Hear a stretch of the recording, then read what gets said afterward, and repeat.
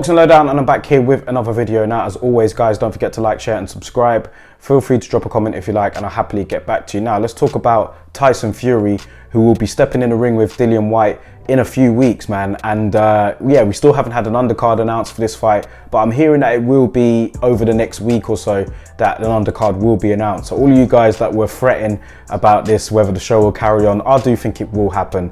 But this is really a follow-up video to the news. Remember when Tyson Fury was saying that I'm going to retire after this fight, there's nothing out there for me, why should I continue in the sport, I've been in it for too long, blah blah blah blah blah. Well, I'm already starting to see conflicting reports on Tyson Fury's retirement, and that has come from his trainer and his promoter. Now, over the last couple of days, we've seen both of them be interviewed. Sugar Hill Stewart was interviewed by BT, and he said that he don't think Tyson Fury is going to retire after this fight. Bob Arum was interviewed on Fight Hub TV, and he literally said that if there is a big fight out there for Tyson Fury, he can't see him stepping away from the ring. It has to be a big opponent, like a Joshua or a Usyk, and yeah, Fury will not retire. He'll look to pursue that fight, which is what we want to hear. Do you know what I mean? That's what I want to hear. I want to hear Fury looking to, you know, if he does beat Dillian Whyte, talk about fighting the likes of a Joshua Usyk winner. Do you know what I mean? There are still fights out there to be made at heavyweight. So this is good news. Of course, I'm not managing Fury's career. If he really does want to retire and, you know, his heart's not in the game, then that is obviously the best thing to do.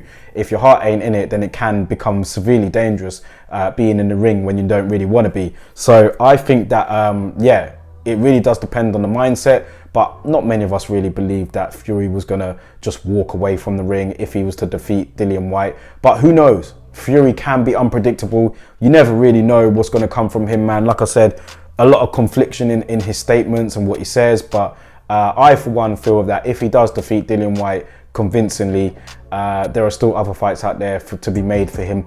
If he really wants to go down, like he says, as being, you know, one of the greatest heavyweights, you know, of not just this generation, but previous generations as well. Do you know what I mean? So there's still work to be done, but I don't think there is any doubt right now that Fury is the #1 heavyweight in the world.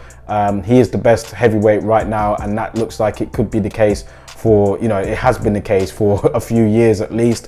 So he rightfully is the #1 heavyweight, and all roads go through him should he defeat Alexander Usyk or AJ, whoever wins that fight. So let's see what happens, man. I'm happy about this news. I want to see Fury continue if he does beat Dillian Whyte, but Dillian Whyte is going to be a solid opponent, man. He's going to bring it, and Fury is going to have to be on his game to win that fight.